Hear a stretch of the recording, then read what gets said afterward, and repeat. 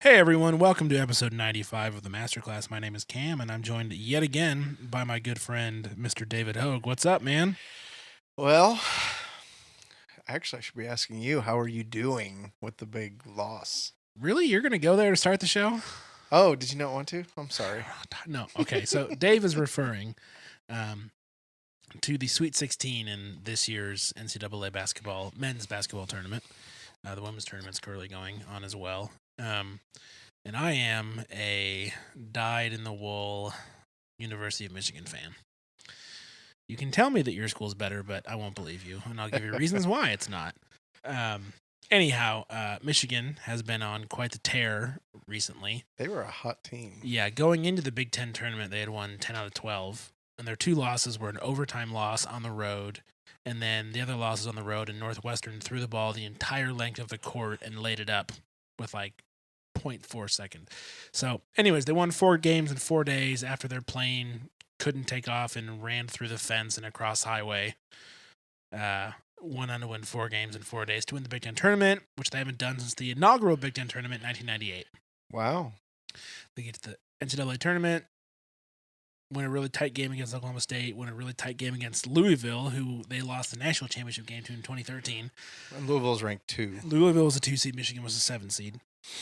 And they played their Sweet 16 game just before I came over here tonight against the number 3 seed Oregon, and they lost 69-68. And our senior point guard had a 3-point shot for the win and was about 2 inches long and missed.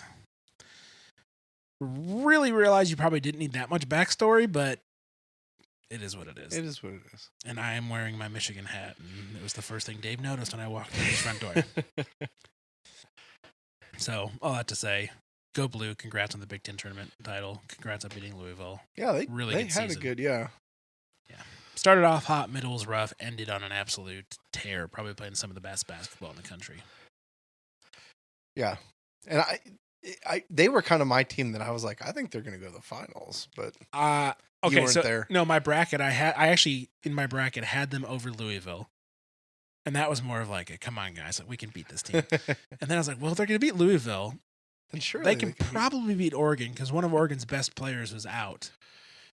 But I had them losing to KU in the Elite Eight, even though they always beat KU in the tournament. So, oh well. Yes. And I am rooting strongly against KU. Yeah, I wouldn't say that I'm for rooting. 2 reasons.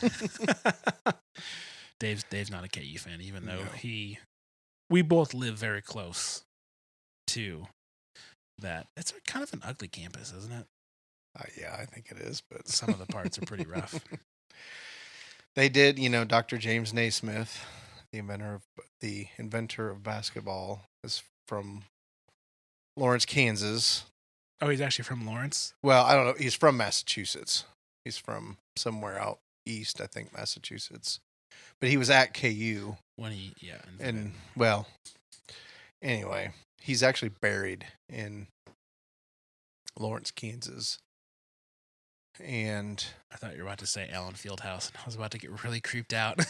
No, he's buried in Lawrence, Kansas, and there is a 30 for 30 on getting the original rules to basketball back in Lawrence, and they built an entire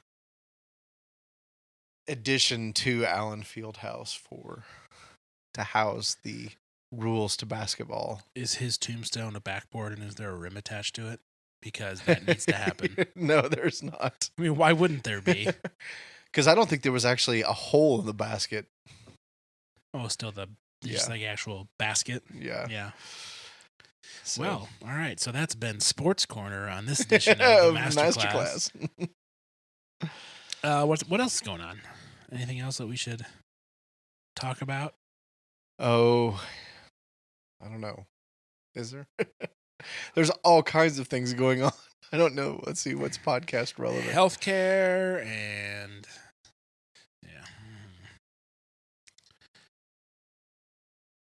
trying to think if there's. My sister's in town. She says hi, by the way. Hi, Rachel. She's been on an episode or 2 in the past. She's with my wife at a LuLaRoe party tonight, buying some, I'm assuming, ridiculously patterned clothes. I don't know. I don't even know what that is.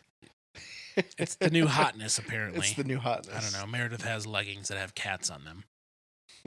Okay. And if you know my wife, that makes Yes. 100% Yes. absolute sense.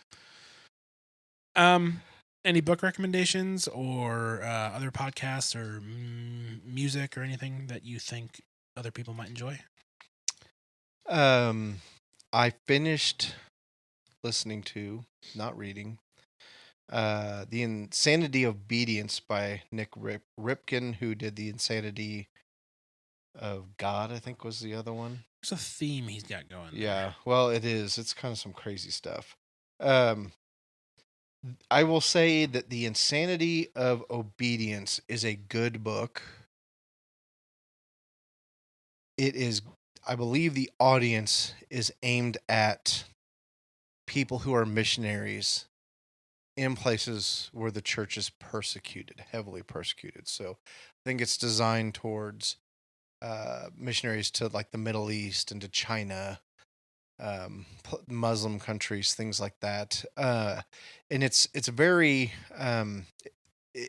convicting. It's interesting some of the patterns that he points out. Again, over the last couple of years have personally been on an interesting journey, challenging some of the things that I've believed or held important, and it's find God kind of shaking my world a little bit. But in that vein, just some of the things that we as Western Christians do when it comes to the persecuted church, that he really there's some rebuking going on in this book, and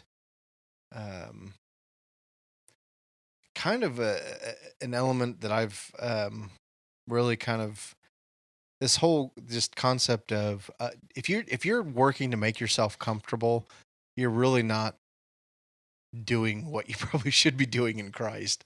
And I will just be very candid that I do a lot of things I find my priority is, well, how do I make myself comfortable in this versus embracing what God has, realizing that being a Christian in this world is probably not a comfortable thing. And this is talking about, and that's the thing that's so convicting about this book, is he kind of is like, look, these people are going across the world to do this. I know some of you aren't called to do this, or most of you are not called to do this. And while his audience is, I believe, the missionary going to the persecuted church around the world, he kind of has this, I almost want to say it's a jab. I don't think it's completely meant that way, but why aren't you walking across the street and knocking on your neighbor's door and telling them about Jesus? Kind of, Because they won't sit next to me at the street parade, the block party. So yeah, it's really good, and I believe it's written. I believe this, and Nick Ripken is not his real name. It's a pen name, but he also has Nick Ripken, so I guess it's kind of an alias that he's embraced. It's just it's very convicting because I think we, as Americans, we live in a how do I make myself comfortable mentality. It's the American dream. It is the American dream. So, yeah, I've been thinking a lot about that recently, and even in our discussion before we started recording, we were talking about this a little bit, was the integration of the American dream and Christianity, and how in certain parts of the country they are unable to be pulled apart. mm-hmm. They are one and the same. And I just have been really struggling with that. As this, we are post inauguration, and we have started to see with the healthcare bill that the Republicans can't figure out what they're going to do, and just you're starting to see. At least I am, especially about where we live in the country, and what the general population's tendencies are politically and religiously here to be Republican and Christian, which is very, very interesting to me. The concept that America comes before everything else, even though these people are Christians. And I think that they believe that they are. And they think it's completely okay to, and we talked about this again on previous episodes, to shut out the world's poor and needy and afflicted and attacked and people that are refugees for, you know, whatever the crazy situation is, to the point where I saw a tweet the other day, and it said and I'm paraphrasing here, so I might get the reference wrong, but I think he said in Matthew 15, Jesus isn't when Jesus refers to the least of these, he's not talking about the poor in general. He's talking about other Christians. And I wanted to throw my phone against the wall. And it was, so it's Ken Jennings, the guy that won Jeopardy and won like $1 billion. He said, this week in the worst people in the world telling Jesus how to be a Christian, : and then he replied, or he retweeted this guy's tweet saying, and it's, I genuinely think that the upper class white older men who are powerful in the Republican Party genuinely believe that. And then I see, you know, younger people in America following suit in that thought that America is great, we are God's chosen country, and it really is about our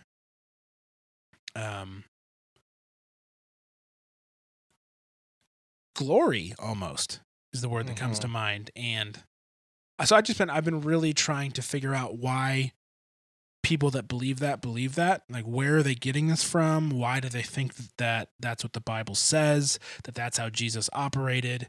And I'm trying to figure out why those on the liberal end think that the way that they do. And, you know, those that are on the liberal end and are Christians versus those that are on the liberal end and are not. And I'm just trying to understand the way that they're viewing this stuff, because I can look at both sides and go, you're wrong here, you're wrong there, you're right there, you're right there, you're both really wrong here, you know, but that's assuming that I'm right. And so I think if anything, these past couple of months have really, I have jumped to a ton of conclusions, and I have even tweeted or Facebooked some of them, and people have reacted. Like, I was like, okay, can we get rid of the Second Amendment now? Didn't actually really mean it, but didn't think it through enough and still posted it. And of course, all of my conservative friends think I'm crazy because I'm trying to take their guns away. I'm not. I don't actually mean it. But the point is, like, I'm trying to wrestle with all this. And what does it mean to be a Christian now in a society where nominal Christianity seems to be the norm, where upper middle class and upper class white people who are Christians and believe that they are Christians don't really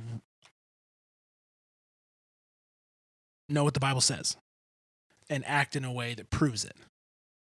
And so that's kind of where I've been at with this whole, like, without even trying to get too political, just trying to understand the landscape and how we've arrived here. And I don't know if I'm ever going to understand that, you know. I don't think I'm old enough or wise enough and have enough experience to be like, oh, this is how we got here. But it's just something that I'm very interested in, because it's just so much head scratching for me from both sides, if you want to polarize it like that. But I feel like a lot of people are just kind of in the middle going like, what do we do? We have no good options on either side, so we're just not going to vote, or whatever the case may be. And I don't know.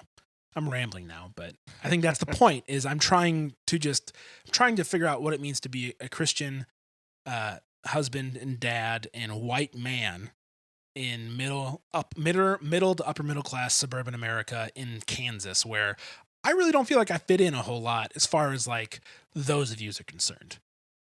I have friends here. I get along great with the people I live around and hang out with, but when it comes to politics and religion, working together, or I feel like, I don't know.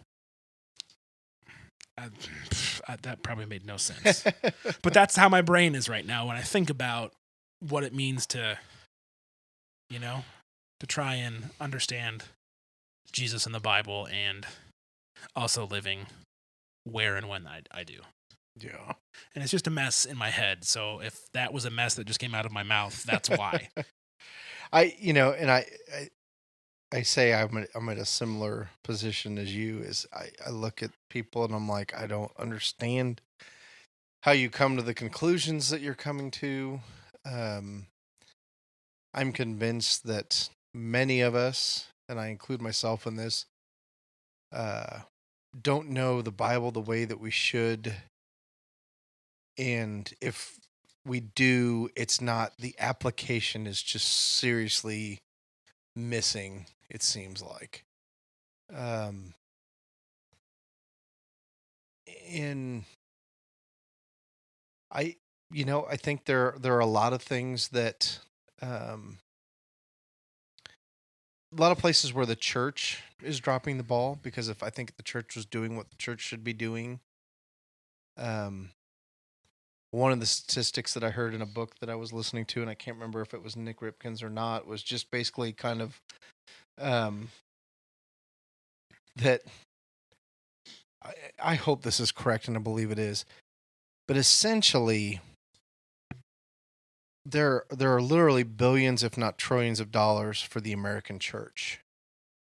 And 60% of the money that the Christian church has in America goes to a building in some form or another, whether that be actually paying the mortgage or, paying the electric bill, whatever it may be.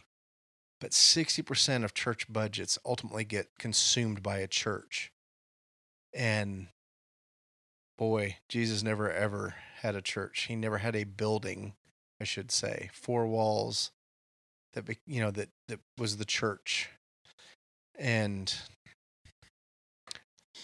anyway, I'm in agreement with you. I feel like I'm sorting a lot of stuff up. And here's the other thing. I feel like a lot of my Christian friends, the Christians that I'm around, it seems like a lot of people are wrestling with a lot of stuff. And I will say, this is just a last thought here for me at this point. And as I understand it, Trump has cut the budget for Meals on Wheels. And giving for Meals on Wheels has skyrocketed through the roof. And there's just this part of me that's like, that's the point. Yes, people, there's a lot of things where this should happen. Instead of the government paying for it, let's quit funding it and let's step up as Christians and as human beings. Let's quit depending on the government to pay for all this stuff. And I feel like a lot of the things that I've seen on social media related to Meals on Wheels and Trump cutting their budget has sort of been this, well, we'll show you, we'll give them the money. And it's like, exactly. Well, that's like what happened when his first travel ban went in, and the ACLU got $24 million in donations in 3 days. And that's, yeah. I'm all for it. That's the voice of the people. Yeah. And that's, and unfortunately, I guess it seems like that's how you vote in this country, is with your dollar. I mean, you really want to have an impact on somebody or something. Be very wise about where you spend your money, because I think that can have a bigger influence on just about anything. So, yep. The almighty dollar. That's what America really worships. Unfortunately. Yeah. All right. Well, that was unexpected. Sure. I feel like we should maybe get to our main topic now. Okay. I don't know. That's how I'm being led. How are you?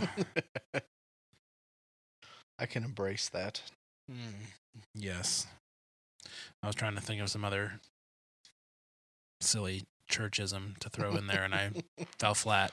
I blame my Baptist upbringing. Wah, wah, wah. All right. Sleep in fear. You never know when Jesus is going to come back, Dave. I have decided that I want to find me another T-shirt that says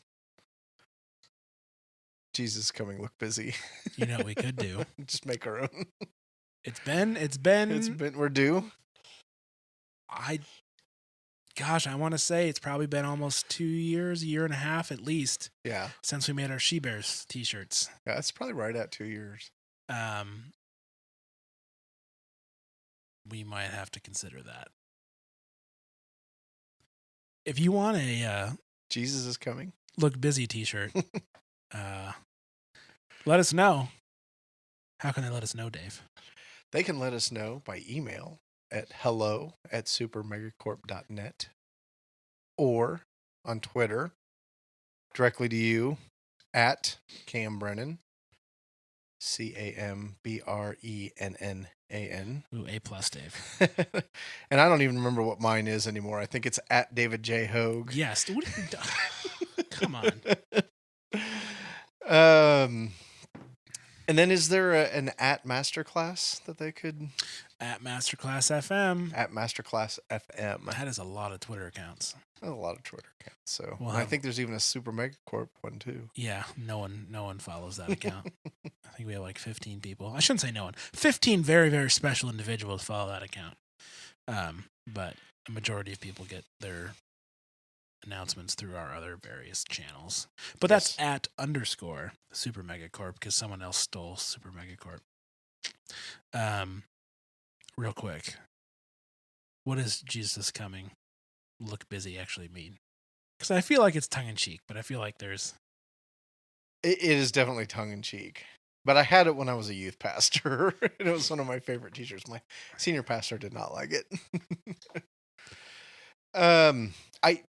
See, even in that, I think there's so many levels to it. It's like an onion. You just peel back the layers, and there's, because I definitely think it's tongue in cheek. In terms of the whole, hey, the boss is coming, look busy. But I also think it's like, but then, hey, no, really, get to work. Look busy, Jesus is coming. Yes, Yeah. Exactly. There is that kind of like, ooh, which, we always like, we have such respect for Jesus that he has more than one, when he's, giving his answers and his parables, there's always more than one level. So, yeah. And there is an ounce of truth to it in that, hey, Jesus is coming. Not so much look busy, but be busy.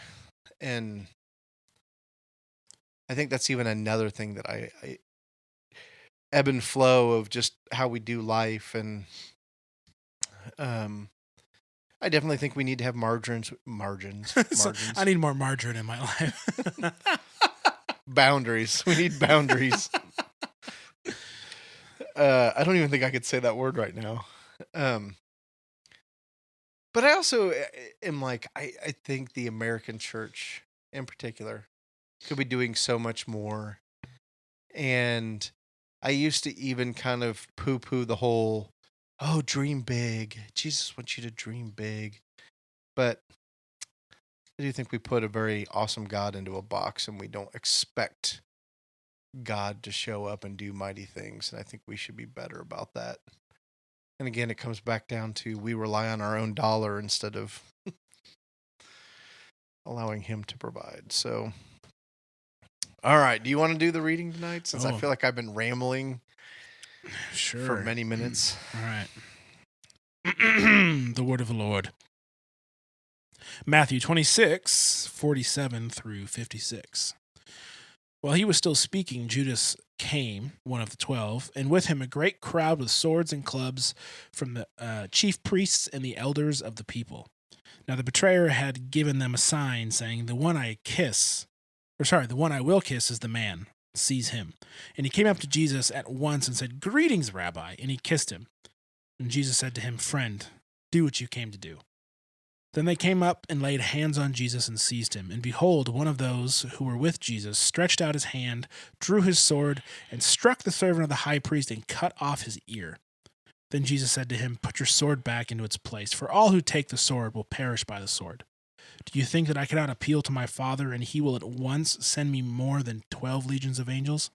But how then should the scriptures be fulfilled, that it must be so?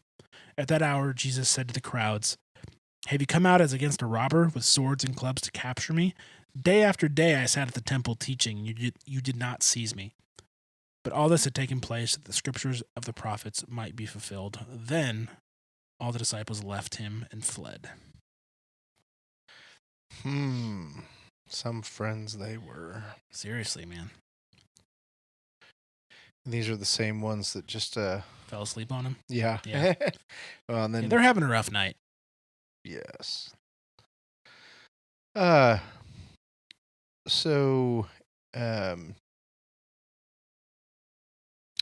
why do you think they felt it was necessary to show up with swords and clubs to take Jesus? Honestly, mob mentality. It reminds me actually of How to Kill a Mockingbird. Oh, yeah. Which we covered on an episode of It's a Trap, which we'll link to in the show notes, because it's a really good movie. Like, it's really good. And there's a point in the movie where Atticus Finch is sitting outside of the holding cell of the man that he's defending on trial, who's been obviously wrongfully accused because he was a black man and it was the South, and this was set in what, the 30s, I want to say? Yeah, Something. if not earlier. But yeah, I think 30s is correct. And anyways, this giant mob comes up because they're going to lynch this guy.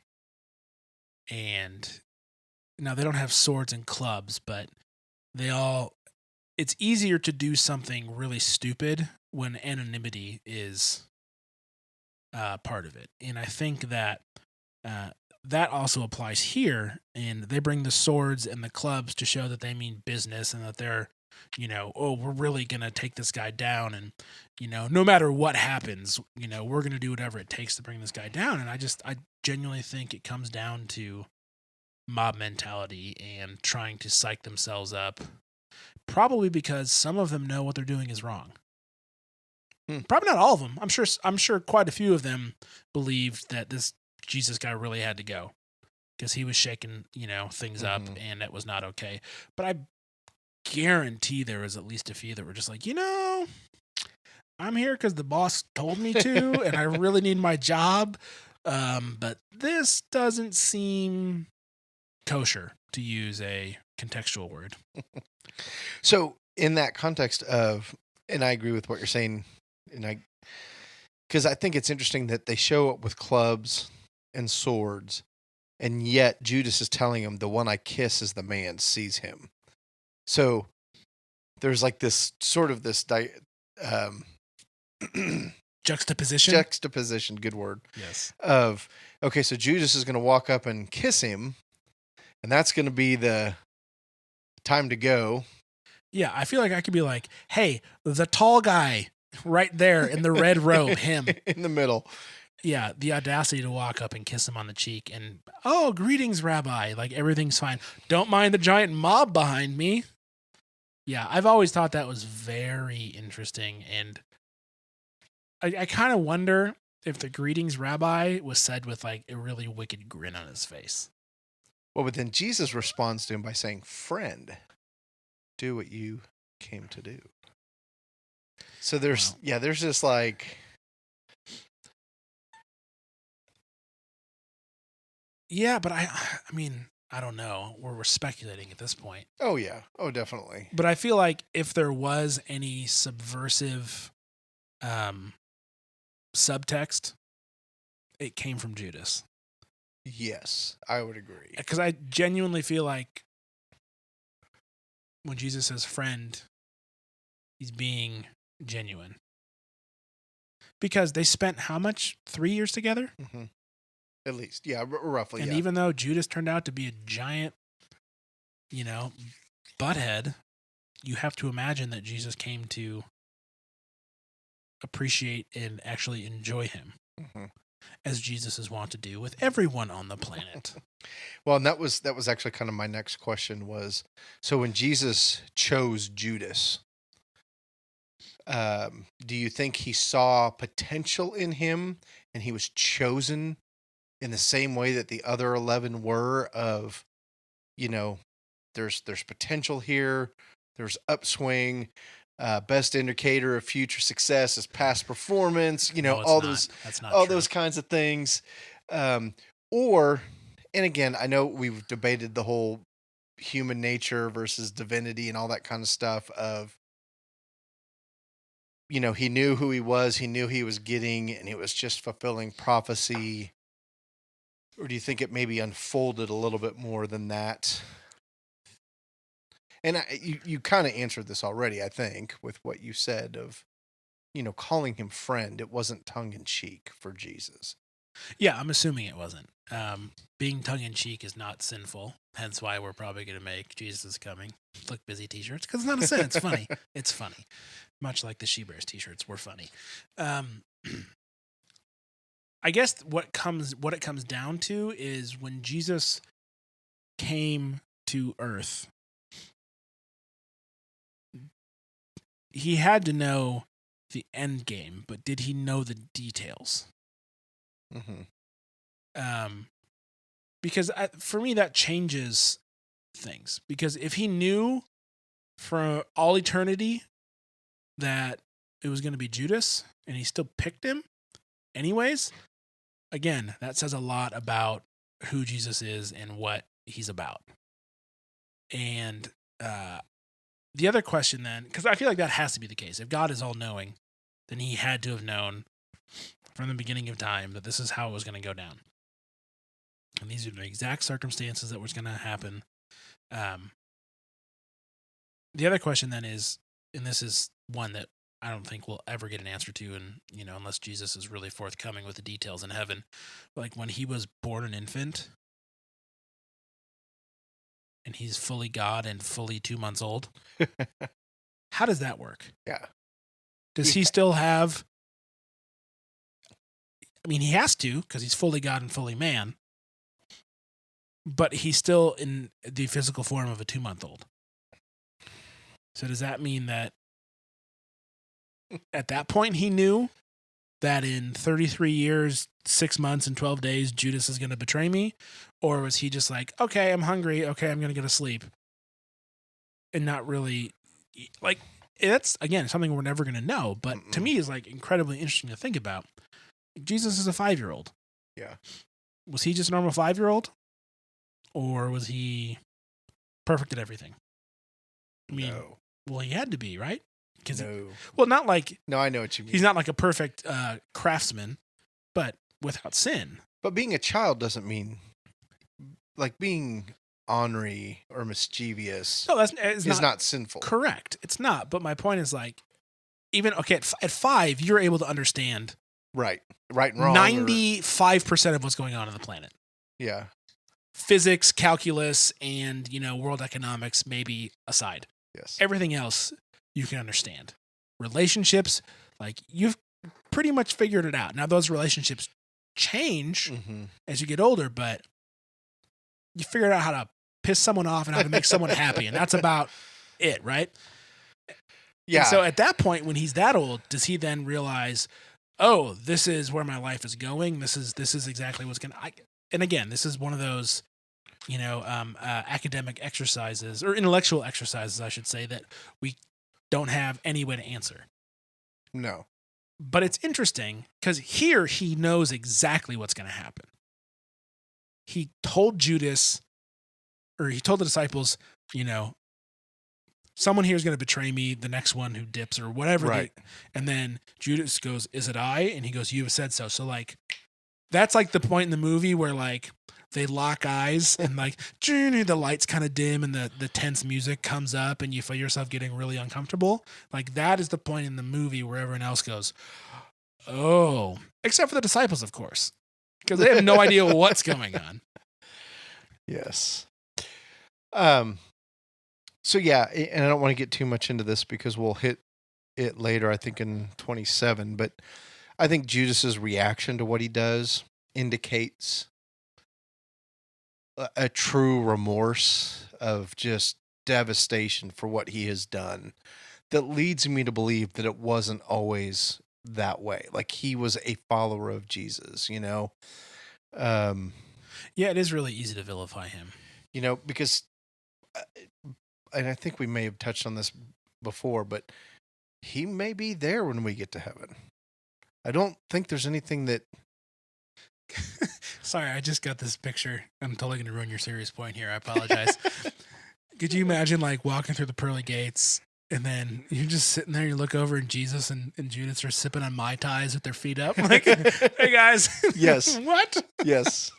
Silly umbrellas on their drinks, you know, oversized sunglasses. Well, and that's, you know, it's really funny that you even say that, because I'm thinking of a Twitter post that I just saw here fairly recently. Oh, I'm not going to be able to pull it up fast enough. But I've mentioned, I think, Nadia Bolz-Weber before. And one of the things that she posted, oh, it's probably going to be farther back too than I. It's okay. With the power of editing, it will appear instantaneously for our listeners. Yeah, so Nadia Bolz-Weber has this tweet that says, "We all come back from the grocery store to the sight of Jesus chatting it up at the well with Steve Bannon. Jesus is the worst."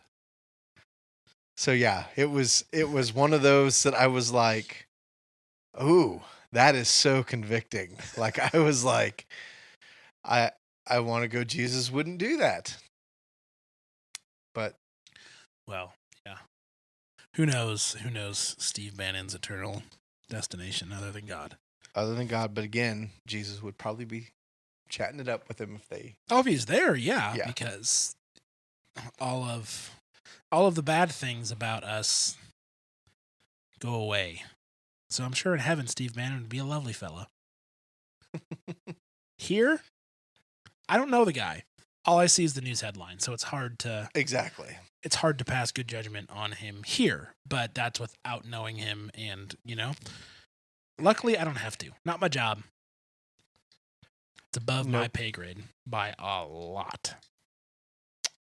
It's funny that you say that. Well, I'm a funny guy, Dave. Anyway, why is it funny that I say that? Because I was just listening. Okay, so I was listening to Michael Ware's book about what's the name of his book? Reclaiming Hope. Reclaiming Hope, is that what it was? I think so. So as I was listening to it, and Reclaiming Hope, Michael Ware, Wear, worked in the Obama administration, and he was talking about an answer that Obama gave to abortion. And he began his response by, "Well, that is above my pay grade." And Michael Ware, who, as I was telling Cam earlier, makes no effort to justify or defend Obama's faith. I think he feels like that's his. Obama is who he is. He believes what he believes. It's not Michael Ware's place to defend his faith. But basically said, that was the one time I really saw him just absolutely whiff on an answer, because he is usually so unaware of who his audience is and how he's responding to it. And that whole, "well, that's above my pay grade," really is kind of this glib, flippant answer that Obama generally didn't give on things. And for it to be such a core issue like abortion. No one gets their feelings hurt when you talk about abortion. Yeah. And he just said it was just one of those it was one of the few times he saw him, Obama, really just kind of off his game. Now he eventually came back to the party line, and for the record, Michael Ware is a Christian who worked in the Obama administration and is not a pro-choice person and does not believe that abortion is something that Christians should support. But obviously it's part of the Democrat platform, and it was one of the things in the book that he wrestles with. I haven't gotten to that point yet, but he says, or to that part of the book yet, but he does say, "I'll give you my insight on how I deal with this." So I'm interested to see how that goes. Well, I'm glad to know that me and President Obama, have similar ability to whiff on. Put our foot in our mouth. Yeah. Gives me hope, Dave. Gives me hope. The audacity of. Yes, it's been reclaimed indeed. So, Jesus, betrayal and arrested. So yeah, after the friend do what you came to do, and behold, I wish I could say that more in my life. And behold, I shall take a medium latte. I don't know. One of those. The email I've sent to you. Yeah, exactly. One of those who were with Jesus stretched out his hand and drew his sword and struck the servant of the high priest and cut off his ear. It is such an overly dramatized sentence. I stretched out my hand and I drew my sword and I separated his ear from his face. Yes. It's a really weird detail to include. It is, and it's totally out of the blue. It's never mentioned again. It's like a really precise, like a dude missing an ear. That's a really precise detail. The one of those who were with Jesus, the name is not given. We all assume it's Peter because he's rash and does dumb things. Mm-hmm. I shouldn't say dumb. He is impulsive. And so it makes sense that he would be the one that, but then there's the Sons of Zebedee, who are also, they were called the Sons of Thunder, which if I was ever a tag team in pro wrestling, Sons of Thunder, probably. And we come down to the ring to the Days of Thunder soundtrack. Mm-hmm. Yeah, buddy.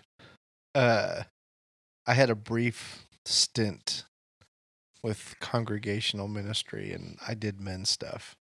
And I tried to talk everybody into calling it Sons of Thunder. And yeah, it just didn't fly. So, but I think if you were a wrestler, you could probably get away with that. So I'm having this a couple of different things with this verse of, I feel like Peter does get called out in one of the Gospels as the person who wields the sword. And if you were to ask me about this particular verse, I would not have said that he drew his sword. I would have said he grabbed the sword from one of the others. But then Jesus says, put your sword back. I know. Place. I'm not saying I'm right. I'm just saying. I'm just saying my memory is. I feel like. He thieved it. I feel like Peter gets called out in one of the Gospels, and I feel like there's maybe a conflict of details in the other gospel, but I can't tell you what that would be at this point. Well, it's also really weird too, because at this point, it doesn't seem like anyone's fighting. They're all just no, yeah. They're like doing the middle school thing, like puffing their chests out and standing across the field from each other, like, what you gonna do, huh? Yeah. And then this dude's just like, and ear slice. Like, it's so weird. I find it to be one of the more just bizarre little pieces of information. Yeah, and in Jesus, I do know, I think in Luke, that he puts the ear back on. And even in that, I just have like this, okay, you got a bloody ear, and they're in the Garden of Gethsemane still, so it probably falls on the ground and gets dirt on it. So is Jesus 5 second rule? Is Jesus like blowing the dirt off this ear before he sticks it back on the guy? Or I feel like if you can just stick an ear back on a dude, you don't have to worry about the dirt. Yeah, the dirt is probably not an issue. That would be I can put your ear back on, but it has to be perfectly disinfected and pure before I can do so. Otherwise, it will fester from within and fall off in 3 days and rise again. Okay, so I'm in the book of John, and it says then. So John 18:10. Then Simon Peter, having a sword, drew it and struck the high priest's servant and cut off his right ear. And that even tells us the servant's name was Malchus. So Jesus said to Peter, "Put your sword into its sheath. Shall I not drink the cup that the Father has given me?" Which I'm even having this moment of like, the disciples had swords and they had them in sheaths on. I mean, it's like, wow, Very Knights of the Round Table, huh? kind of hardcore there. Well, coming from a man who wears a firearm on his hip all day. Don't bring a sword to a gunfight, right, Dave? Yes. All right. Let's see. Do you think that I cannot appeal to my Father, and he will at once send me more than 12 legions of angels? Okay, what if he had done that? That would have been cool. No, but would God have sent them? I had that same thought when you were reading it. I was like, really? Would he really send it? Because that would defeat the whole purpose. Yeah. And that's kind of a conundrum as well. Yeah, because I had that same thought, and then he even kind of answers that question before he even... Yeah, that's true. Yeah, verse 54. Yeah. Yep. So that was... But I had that same, like, sort of like, would he have done that? Well, no. But how then should the scripture be fulfilled that it must be so? And I don't know how many a legion is. Is it 1,000? I believe so. I usually just settle on a whole lot.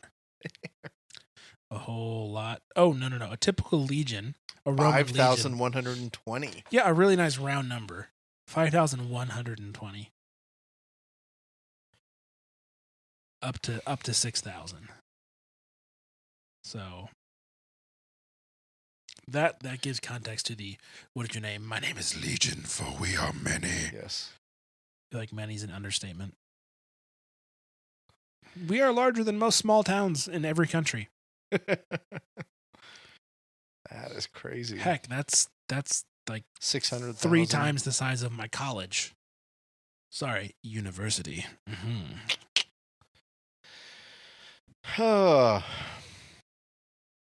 Could you imagine? That's 12 legions. Quick math, that's over 60,000. Yeah. 70, almost 70,000. 60,000. That is... I feel like one angel is terrifying enough, because what do angels always say when they show up in the Bible? Do not be afraid. Yeah. They don't look like precious moments. Safe bet. Yeah. Safe bet. 60,000 of them coming down from the sky. I might need a new pair of pants. Just saying. Like, most likely. Yeah. Not really an important fact. Just thought I would share that. Yeah. And even in that, I just even have this sense of, there is this side of God, of justice. And the angels, being like warriors, I mean, it's not like you said, it's not like 60,000 precious moments showing up. We're talking 60,000 of Gerard Butler is that his name, Gerard Butler, in 300? Mm-hmm. Is that right? Yeah. That's what I'm picturing. Man, they're all really handsome. And they have 8 packs. Rough life. And they can fly. Let's not forget that. Yeah. Yes. I mean, even 60,000 John Travolta's in the movie Michael. Their heads are all so big. But then they'd all be Scientologists, and that would just be weird. Yeah. Have you seen that movie? Michael? Yeah. No. Yeah, he smokes cigarettes and... I'm just picturing an angel dancing like in Saturday Night Fever. It's more like Pulp Fiction. Oh, gosh. It's more like the John Travolta in Pulp Fiction than Saturday Night Fever. Yeah. Anyways. All right. So then we get to Jesus his one jab here at the hour. Oh, absolutely. He says, "Have you come out as against a robber with swords and clubs to capture me? Day after day, I sat in the temple teaching, and you didn't seize me. But all this is taking place that the scriptures and prophets could be fulfilled." Like, you knew where I am. It's not hard to find me. There's always people where I'm at. I'm teaching. You could have come and gotten me anytime you wanted, but here we are in the middle of the night, and you've got your little pitchforks and your clubs and whatever else you've got. And it's just his shot of saying, like, okay, I know what you're up to. You guys are cowards, but let's just get this over with. And I think it's a very Jesus way of pointing out the truth of the situation in depending on how present you are, subtle or not so subtle terms. Yes, very much so. So, yeah, and then from that point, Jesus really just says, all this has taken place that the scripture of the prophets might be fulfilled. Yeah, that never ceases to amaze me. Again, and it even just reminds me of, as we've done this and we have spent well over 2 years in the book of Matthew, just how rich scripture is and how we so need the totality of Genesis to Revelation and who God is and his story and his big picture, because there are so many things, and I've heard all kind of analogies as to how it plays out, but just the number of prophecies that are fulfilled by Jesus are astronomical, and it's not by chance. I mean, it is truly just a phenomenal percentage. I don't even know if percentage is the word that I'm looking for. Just a large number of prophecies that are fulfilled. And it's beyond any kind of chance that would ever happen. But just this God working throughout history, and everything in the Old Testament really like pointing towards Christ. And I think we forget that. I think we forget that the Old Testament is still relevant and still plays an important part in our faith today. And that just because Jesus came and we have the New Testament doesn't mean that the Old Testament goes away. And that there's much to be mined out of the Old Testament. And again, like I said, we've hit on one book, 2 years in Matthew. So you could spend a lifetime and not get to it all. Yep, there's every time you read it, it's got something new to reveal. Well, I think that's it for episode 95. Other than the disciples fled and left him. Oh, yeah. Don't forget. Well, we're going to cover that next week. Hey, thanks so much for listening, ladies and gentlemen. Check out the show notes, supermegacorp.net/masterclass/95. There's lots of goodies in this episode as far as quality linkage is concerned. Or if you're listening on your mobile device, chances are your podcast app has the show notes for you right there. Again, get in touch, say hello, check out our Patreon page, patreon.com/supermegacorp. And we'll be back soon. See you later. Bye. Bye.